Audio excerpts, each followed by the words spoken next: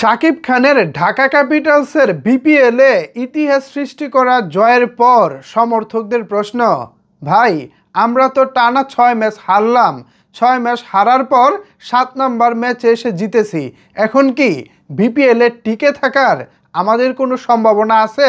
আমরা কি সেমিফাইনাল কিংবা ফাইনালে যেতে পারবো? এরকম কি কোনো সমীকরণ আছে? ইয়েস আছে। তবে তবে আমাদের জন্য সামনে একটা বড় বাধাও আছে। কি সেই বাধা? চলেন বিস্তারিত আলোচনা করি আজকের এই ভিডিওতে।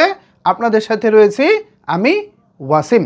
ভিউয়ার্স, আপনারা যদি বিপিএল এর পয়েন্ট টেবিলটা দেখেন তাহলে শুরুর দিকে যেটা দেখবেন 1 নম্বর পজিশনে রয়েছে রংপুর, কিন্তু বাকি যে পজিশনগুলো কারোরই কিন্তু ভাই স্থায়ী কোনো পজিশন না, সবাই কম বেশি ম্যাচ হারের মধ্যে রয়েছে।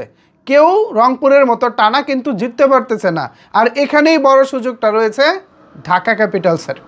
যদিও তারা টানা 6 ম্যাচ হেরে গেছে, তবে সর্বশেষ ম্যাচে অর্থাৎ 7 নম্বর ম্যাচে ঢাকা ক্যাপিটালস যেভাবে ইতিহাস সৃষ্টি করেছে, যেভাবে তারা কামব্যাক করেছে, এই ধারাবাহিকতা যদি তারা ধরে রাখতে পারে, আগামী 5 ম্যাচ যদি তারা জিততে পারে, তাহলে নিঃসন্দেহে ঢাকা ক্যাপিটালস সেমিফাইনালে 100% পৌঁছে যাবে।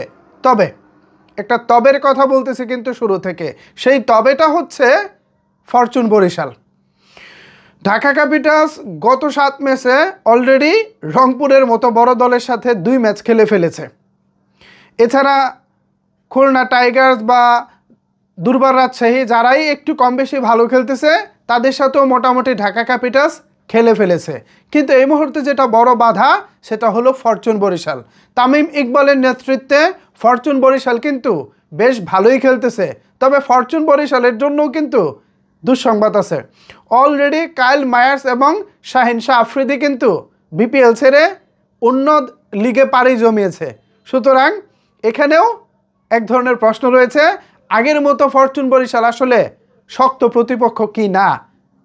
কিন্তু এর মধ্যেও ফরচুন বরিশালের যিনি মালিক আছেন তিনি বলেছেন তার পাইপলাইনে বা তিনি কিছু খেলোয়াড়কে ওই 2 খেলোয়াড়ের পরিবর্তে নতুন করে তার টিমে যুক্ত করতে যাচ্ছে। এখন কাদেরকে যুক্ত করে সেটাও কিন্তু দেখার বিষয়। এছাড়া গত ম্যাচে ঢাকা ক্যাপিটালস যেভাবে খেলেছে, এই ধারাটা যদি জাস্ট খেলার মোমেন্টামটা যদি ধরে রাখতে পারে, জয়ের ধারাটা যদি ধরে রাখতে পারে, আশা করি বরিশালও খুব একটা বড় বাধা হবে না। বরিশালও খুব একটা বড় বাধা হবে না। এই যে 5টা খেলা বাকি আছে না ঢাকার, এই 5 খেলার মধ্যে 2 খেলা কিন্তু আবার ফরচুন বরিশালের সাথে। এটা একটা বড় বাধা আমি মনে করি। সিলেটের সাথে ওই দিন ঢাকা ক্যাপিটালসের ম্যাচটা হারা উচিত হয়নি। যদি জিততে পারতো তাহলে আজকে আমাদের এই সমীকরণটা মিলাতে হতো না। যাই হোক, ফরচুন বরিশাল তাতে কি, আমরা ফরচুন বরিশালকে 2 ম্যাচে হারাবো এবং বাকি যারা আছে ছোট বড় দলগুলো তাদেরকেও আমরা হারিয়ে সেমিফাইনালে যাব। সমর্থক হিসেবে এটাই আমাদের প্রত্যাশা।